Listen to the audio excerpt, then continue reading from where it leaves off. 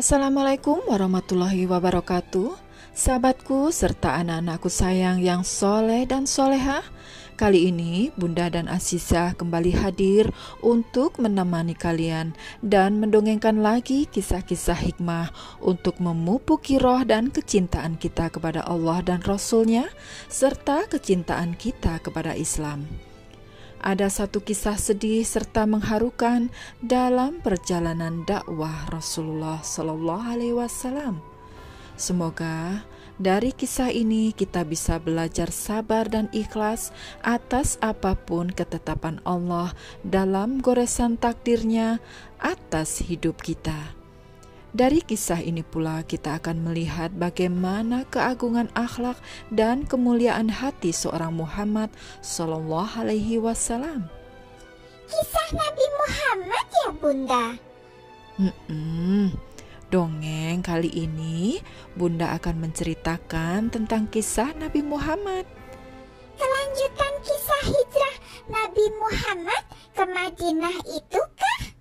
Bukan Azizah, kisah ini terjadi sebelum beliau hijrah ke Madinah, yaitu di tahun ke-10 kenabian beliau.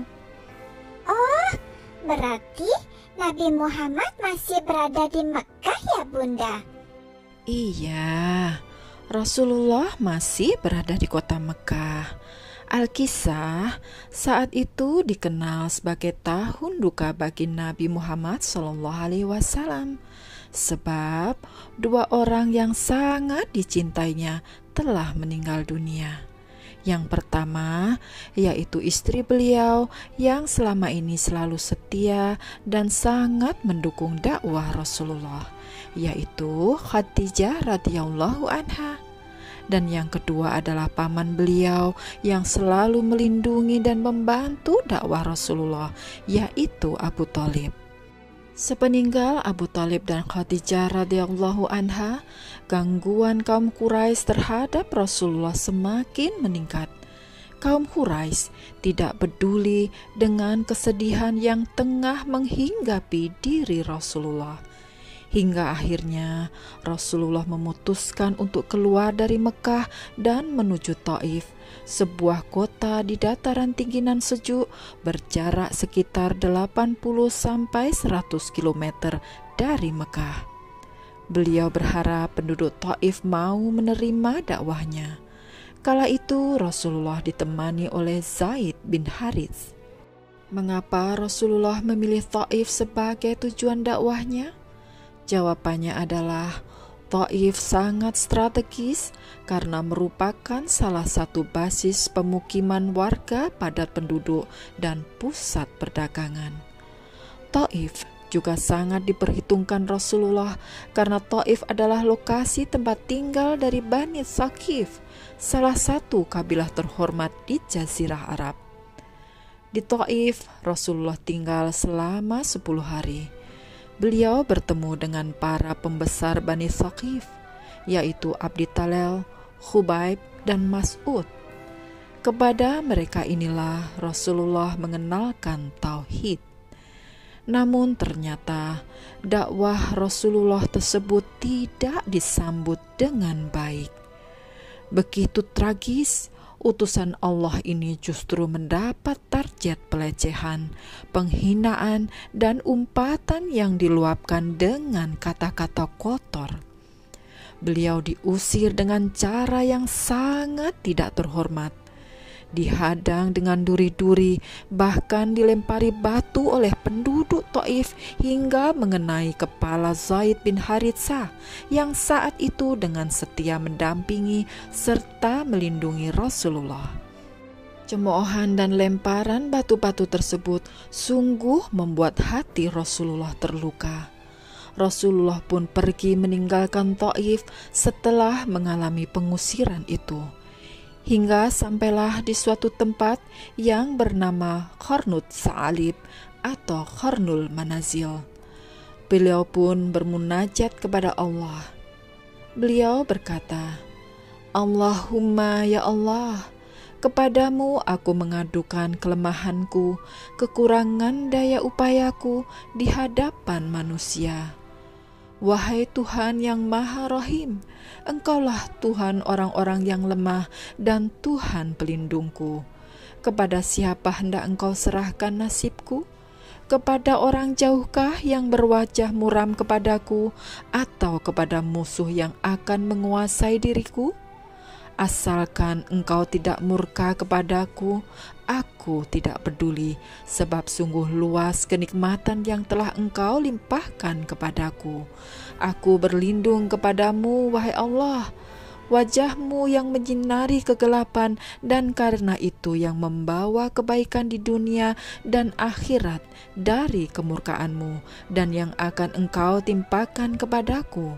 Kepada Engkaulah aku adukan halku, sehingga Engkau ridha kepadaku, dan tiada daya upaya melainkan dengan kehendak-Mu.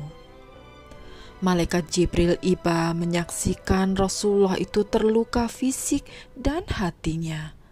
Jibril berkata, Allah mengetahui apa yang terjadi kepadamu dan orang-orang ini. Allah telah memerintahkan malaikat-malaikat di gunung-gunung untuk mentaati perintah-Mu. Para malaikat penjaga gunung itu berkata, Wahai Muhammad, sesungguhnya Allah telah mendengar perkataan kaummu terhadap-Mu. Aku adalah malaikat penjaga gunung dan Rabb-Mu telah mengutusku kepadamu untuk Engkau perintahkan sesukamu. Jika Engkau suka, aku bisa membalikkan gunung Ahsyabin ini ke atas mereka. Namun lihatlah bagaimana jernihnya hati Rasulullah ini. Meski tubuh dan hatinya perih karena luka atas penolakan, hinaan, dan lemparan batu penduduk Taif, namun beliau tidak melampiaskan kekecewaan, tidak menyimpan kebencian dan dendam secuil pun.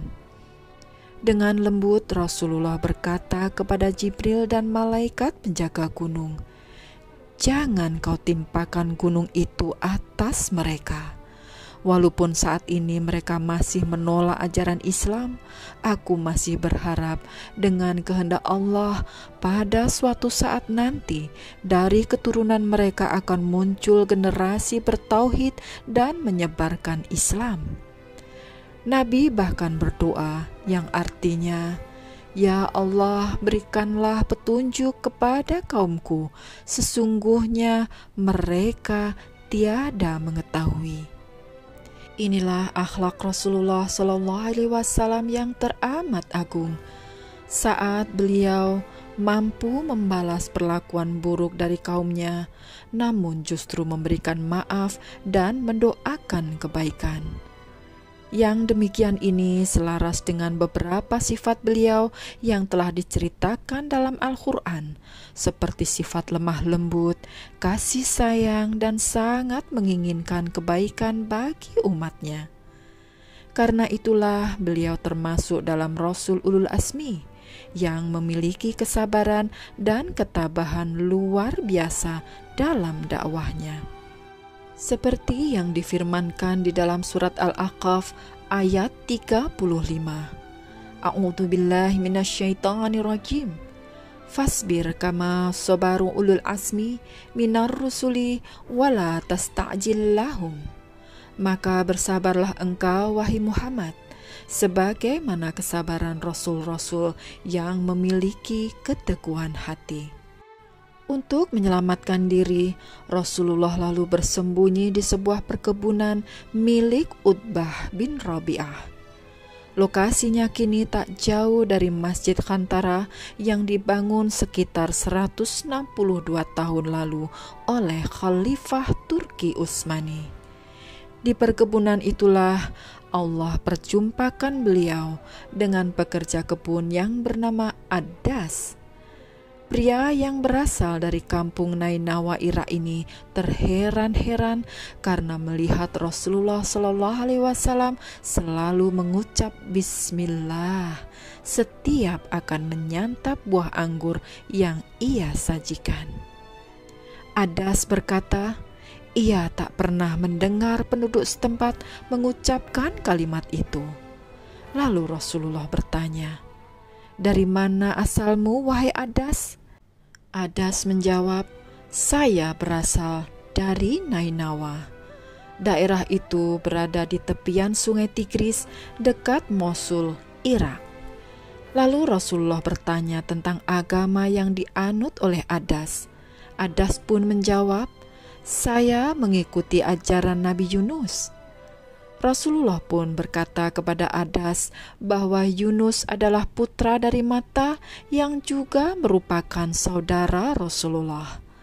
Maka ketika mendengar itu, Adas pun mengetahui bahwa Muhammad adalah utusan Allah. Dan dia pun langsung memeluk Rasulullah. Percakapan keduanya mengantarkan Adas untuk bersyahadat sehingga menjadi seorang muslim.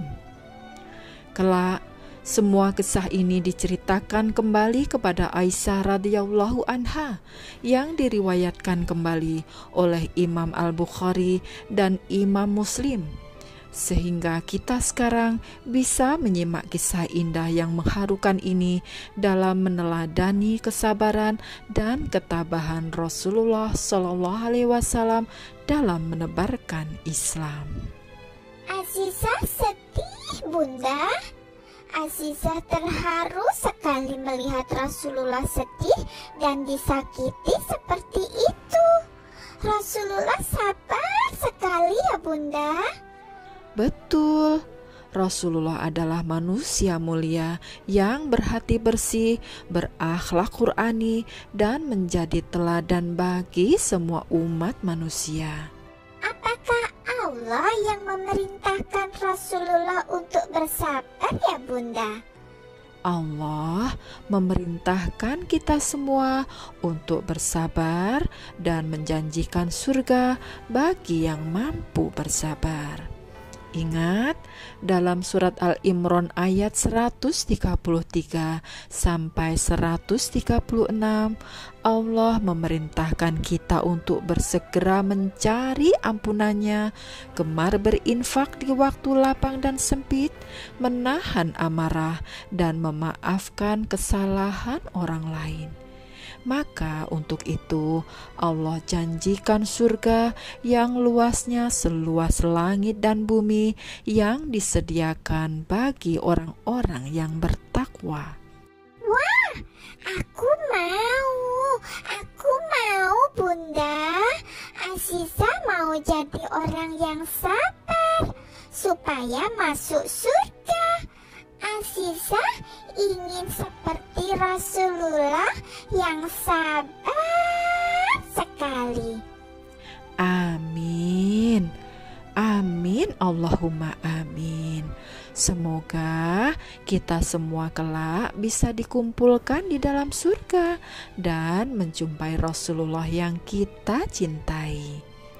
Nah, sahabatku serta anak-anakku sayang yang soleh dan soleha, ada beberapa pelajaran atau ibrah yang bisa kita petik dari kisah di atas, terutama bagi teman-teman pendakwah dalam menebarkan syiar Islam. Yang pertama adalah prioritas dakwah Rasulullah terhadap tokoh kabilah Thaqif di Taif kala itu merupakan bukti bahwa pentingnya menyampaikan dakwah kepada para tokoh yang menjadi panutan manusia, karena dari merekalah yang akan diteladani oleh masyarakat lainnya.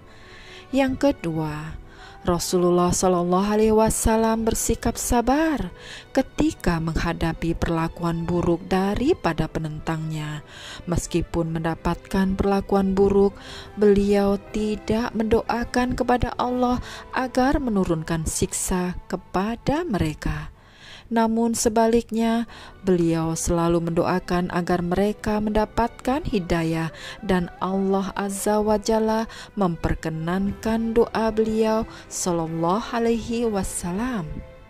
Yang ketiga, dalam kisah rihlah atau perjalanan Rasulullah sallallahu alaihi wasallam ke Taif dan penderitaan yang beliau alami, terdapat pelajaran bagi para pendakwah.